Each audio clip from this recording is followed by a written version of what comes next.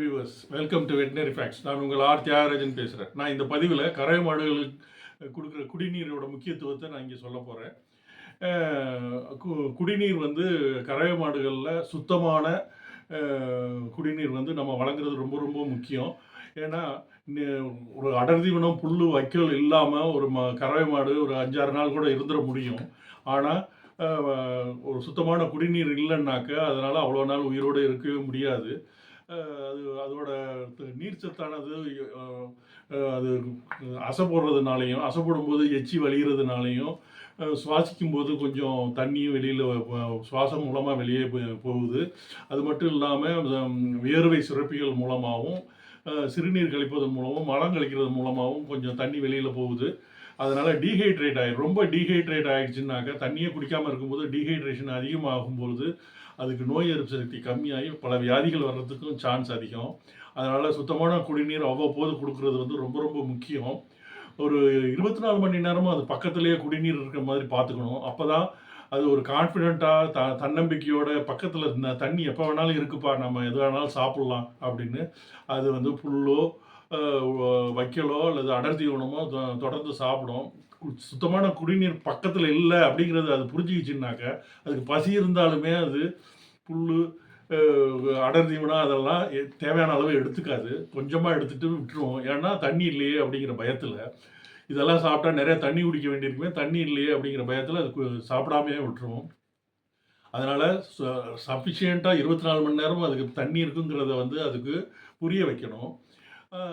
எப்போதுமே ஒரு 10 லிட்டர் கறக்கிற ஒரு கறவை மாடு வந்து 6லேருந்து 7 தடவை ஒரு நாளைக்கு தண்ணி குடிக்கும். அப்படி ஒவ்வொரு தடவையும் தண்ணி குடிக்கும் பொழுது 10லேருந்து 15 லிட்டர் அது எடுத்துக்கும்.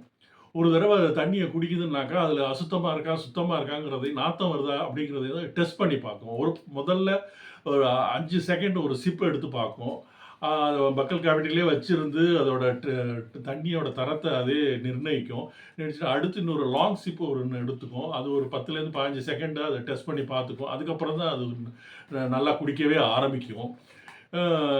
இந்த தண்ணி வந்து சுத்தமாக இருக்கா, புழுக்கள் எதுவும் இல்லாமல் இருக்கா, தூசி தும்பட்டை எதுவும் இல்லாமல் இருக்காங்கிறத வந்து நம்ம அதே அனுமானிக்கும். அதெல்லாம் அதிகம் இருந்ததுன்னாக்க தண்ணியை எடுக்கிறத வந்து அது கம்மி பண்ணிக்கும். அதனால் புல் வைக்கோல் அடர் தீவனம் எடுக்கிறதும் கம்மியாயிடும். அதனால் பண்ணையாளர்களுக்கு நஷ்டம் வர்றதுக்கு சான்ஸ் அதிகம். அதனால் குடிநீரோட அவசியம் ரொம்ப ரொம்ப முக்கியம். நல்ல தரமான குடிநீர் கொடுக்குறது. அதனால் உங்களோட போர்வெல் வாட்டரோ அல்லது கிணத்து தண்ணியோ அது 6 மாதத்துக்கு ஒரு தடவை சாம்பிள் தண்ணியை எடுத்துகிட்டு போய் ஒவ்வொரு டிஸ்ட்ரிக்ட் ஹெட் குவார்ட்டர்ஸ்லேயும் வாட்டர் டெஸ்டிங் லேபார்ட்டரி இருக்குது. அதில் நீங்கள் கொடுத்து அதை டெஸ்ட் பண்ணி நல்ல குவாலிட்டியாக இருக்கா அவங்க தண்ணி, லைஃப் ஸ்டாக்கு வைக்கிற தண்ணி, கறவை மாடுகளுக்கு வைக்கிற தண்ணி குவாலிட்டியாக இருக்காங்கிறத நீங்கள் டெஸ்ட் பண்ணி பார்த்துக்கிறது ரொம்ப ரொம்ப முக்கியம். இப்போது என்னென்ன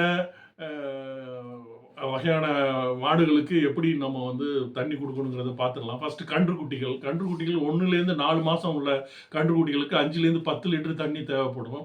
அதே இது 5 மாதத்துலேருந்து 2 வருட கிடேரிகளுக்கு வந்து 25 லிட்டர் தண்ணி தேவைப்படும் ஒரு நாளைக்கு. அதே இது அந்த கிடேரி வந்து ப்ரெக்னென்ட் ஆகிடுச்சுனாக்க அதுக்கு வந்து 25லேருந்து 30 லிட்டர் தண்ணி கொடுக்குற மாதிரி, 35லேருந்து 45 லிட்டர் தண்ணி கொடுக்குற மாதிரி இருக்கும். அதே இது கண்ணு குட்டி போட்டுருச்சு அப்படிங்கிற பட்சத்தில் அதுக்கு அதோட உடல் பராமரிப்புக்கே 50 லிட்டர் தண்ணி தேவைப்படும். அது கொடுக்குற ஒவ்வொரு லிட்டர் பாலுக்கும் 3 லிட்டர் தண்ணி தேவைப்படும்.